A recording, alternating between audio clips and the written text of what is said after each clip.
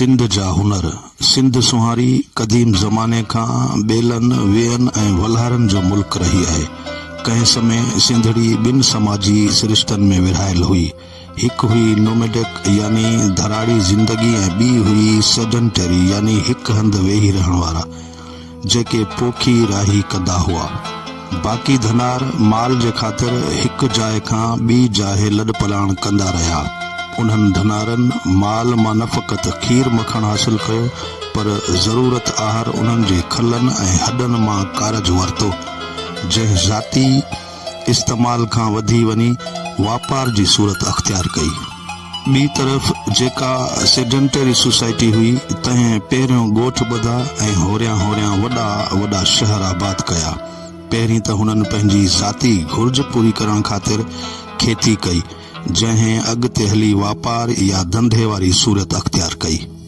मशहूर मोरिख Arnold nine जो चवणु आहे त उहो सिंध जो कारनामो आहे जो हिन दुनिया खे ज़रात खां वाक़ुफ़ करायो। यूनानी जॾहिं सिकंदर आज़म जी सरकर्दगीअ में सिंध ते हुलां करे आया ऐं इहो ॾिसी ताजुब में पइजी विया त सिंध में उन रिढनि बजाव वणनि में थिए थी, छाकाणि त हुननि कपह खे न ॼातो। इब्न बतूता जॾहिं सिंध में आयो त हुन बि अहिड़ा वण ॾिठा। दुनिया जा ज़राती माहिर हिन ॻाल्हि में पूरो यकीन रखनि था त कपह जी पैदावार सभ खां पहिरीं सिंध में थी, ऐं सिंधी पहिरियों इंसान आहे जंहिं सभ खां पहिरीं जानवरनि जी खलनि ऐं वणनि जे पननि वारे अधु उघाड़े ऐं बेडोली पोशाक मां जान छॾाई। कपह जी नरम ऐं सुहिणे लिबास पाइण में दुनिया जे माण्हुनि जी अॻुवाणी कई। जीअं त सिंध में कपह जाम थींदी हुई, तंहिं करे उन जी सफ़ाई लाइ एठड़ियूं ठहियूं ऐं वरी कतण लाइ चरखा ठहिया।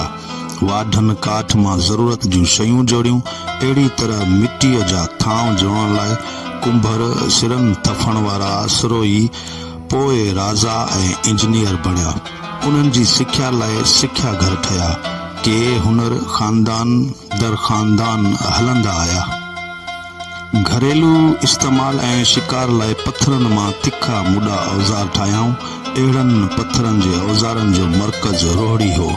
मग़रब जे माहिरनि जी राय आहे त रोहड़ी में ठहंदड़ औज़ार हिंदुस्तान जी जुड़ंदड़ सभिनी पत्थर जे औज़ारनि खां वधीक बहितर हुआ।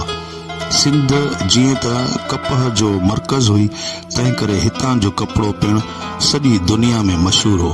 सिंध जो कपिड़ो अरब दुनिया में तमामु घणो पसंदि कयो वेंदो हो।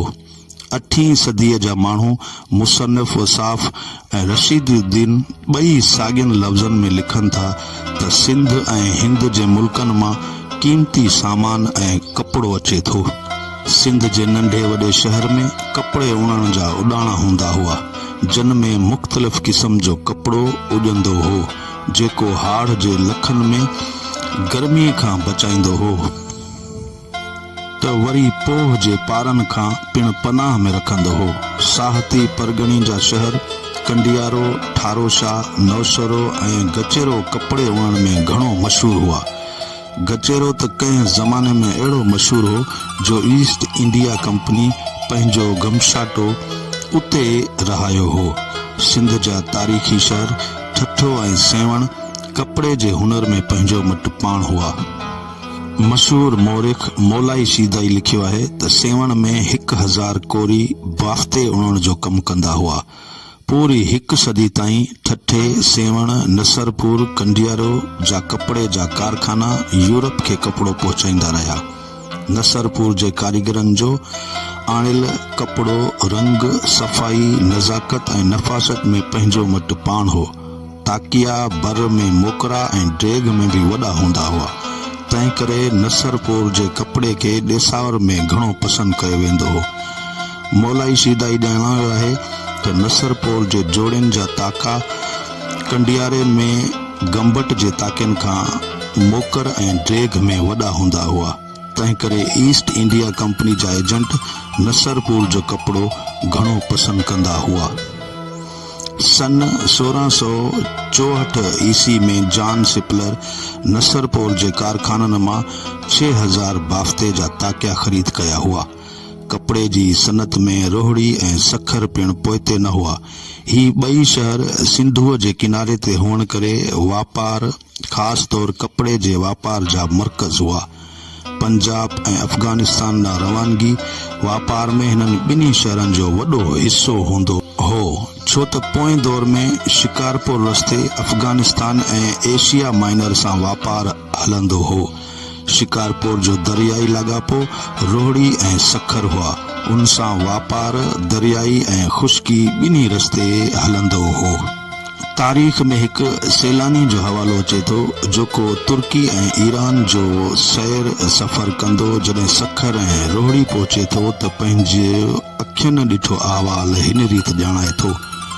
रोहड़ी कुड़मियुनि ऐं ॾुतड़ियल माण्हुनि जो शहर आहे। माण्हू सोटी कपिड़े नीर ऐं ॿिनि शयुनि जा वापारी आहिनि। ॾेती लेती में संदन वर्ताव सभिनी सां सुहिणो आहे। उतां रोज़ानो 40 खां 50 डज़न सामान हिंदुस्तान ऐं ॿिनि शहरनि ॾांहुं वञे थो। वधीक लिखे थो त बखर सखर में घणी तणी आबादी कोरियन जी आहे। सिंध जे क़दीम शहर ठठे खे तारीख़ जे लिहाज़ सां त वॾी अहमियत हासिल आहे, पर सनत जे लिहाज़ सां पिण घणो मशहूर हो। ठठे सखर ऐं सिंधु दरिया जे भर वारनि घणनि ई शहरनि में कई कोरियन जा ख़ानदान आबाद आहिनि। हितां जो तयार थियल कपिड़ो अरब ऐं पोर्चुगीज़ खणी वेंदा आहिनि।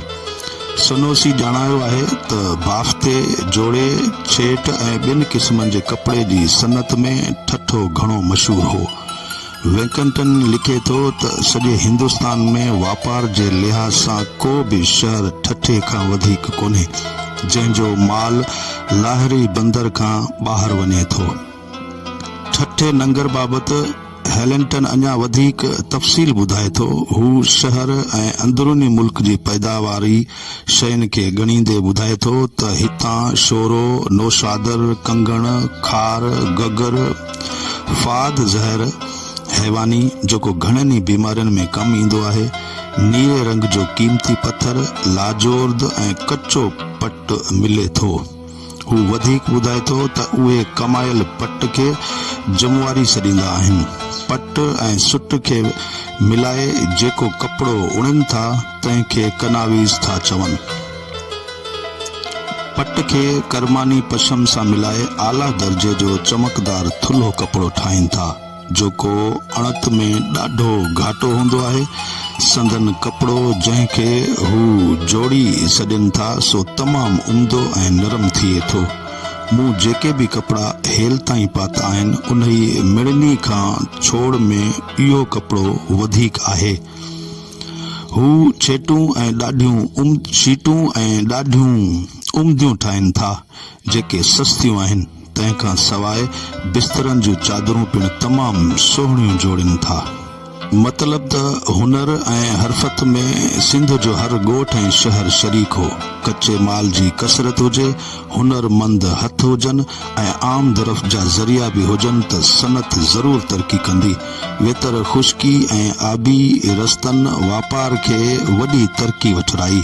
सिंध चौपाए माल जो मर्कज़ रही आहे। सिंध जूं ॿेई कंधियूं ॿेला ऐं ॿेटारियूं मालूंदनि जो मर्कज़ रहियूं। थर में वरी बकरियूं ऐं गऊं बेहिसाब। तंहिं करे सिंध वतन में खीर मखण जाम। विहांव, शादी मुरादी ऐं ख़ैरात गड़ीअ में वेचारियूं कुसजूं वञनि। ॿाकरे ईद ते ॿधी हिसाब सां ॿल चढ़नि। जीअरे बि जस खटियनि त मोए बि पाण मल्हाइनि। चौपायो माल अहिड़ो कमाइतो आहे जो संदसि खुर खां वठी सिंगनि ताईं शइ कमु अची। चमड़ो त तमामु वधीक क़ीमती, उन मां कई कारज सुरनि। ही हिकु हक़ीक़त आहे त सिंध में चौपायो माल तमामु घणो हूंदो हो। उहा हक़ीक़त कनि आम किताबनि मां मालूम थिए थी। डॉक्टर सोरली पंहिंजे मशहूर किताब शाह अब्दुल लतीफ़ ऑफ भिट में ॼाणायो आहे त उन दौर जी कंपनीअ जे बिजकनि मां मालूम थिए थो त सिंध जो चौपायो माल बम्बई मोकिलियो वेंदो हो। साॻे किताब में मैंड्रिक जे हवाले सां ॼाणाए थो त त ही खितो चौपाई माल में घणो शाहूकार आहे, ख़ास तौर ते मेहूं जिन जो ॻाणीटो करे नथो सघिजे, तंहिंजे चमड़े जा जहाज भरे ॿिनि बंदरनि ॾांहुं मोकिलिया वञनि था। मतिलब त सिंध जो चमड़ो तमामु घणो थींदो हो ऐं इहो एतिरो त उम्दो हूंदो जो यूरोप मोकिलियो वेंदो हो। न सिर्फ़ यूरोप पर अरब ऐं ईरान में पिण सिंध जो चमड़ो पसंदि कयो वेंदो हो। सिंध में चमड़े रंगण जा केतिरा ई कारीगर हूंदा हुआ। डॉक्टर सुरली लिखियो आहे त सिंध जो चमड़ो सफ़ाई ऐं मज़बूती में हिंदुस्तान जे चमड़े खां बहितर आहे। सिंध जा कारीगर चमड़े मां केतिरियूं ई शयूं तयारु कंदा हुआ। उन बाबति हिन किताब में काफ़ी मवाद गॾु कयो वियो आहे। सिंधियुनि जी महिमान नवाज़ी मुल्कां मुल्क मशहूर आहे।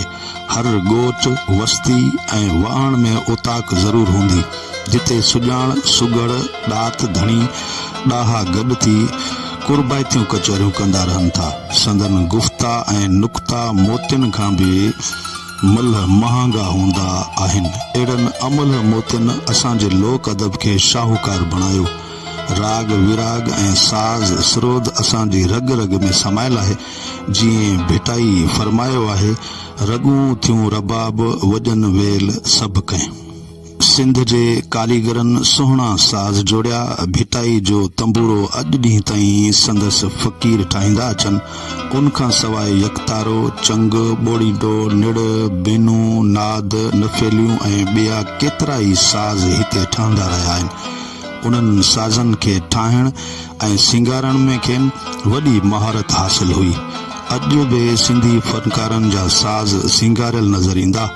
उन मां ई संदसि फ़नी महारत ऐं सूंह सां प्यार जो अंदाज़ो लॻाए सघिजे थो। सिंध जे केतिरनि ई शहरनि में कातिब रहंदा हुआ जेके किताबत जे फ़न जा माहिर हुआ। फ़क़ति ठठे जे किताबनि जी फ़हरिस्त ऐं संदन किताबत जा कारनामा ॾिसी हैरत वठियो वञे। ठठे जे मशहूर किताबत अब्दुल रहीम जो लिखियल हिकु क़ुरान मजीद बंदे राकम जे ज़ाती कुतुब खाने में मौजूद आहे, जेको सन 901 हिजरी में लिखियो वियो। क़ुरान मजीद जी हर सिट हेठां ॻाढ़ी मस सां फारसी तर्जुमो ॾिनल आहे।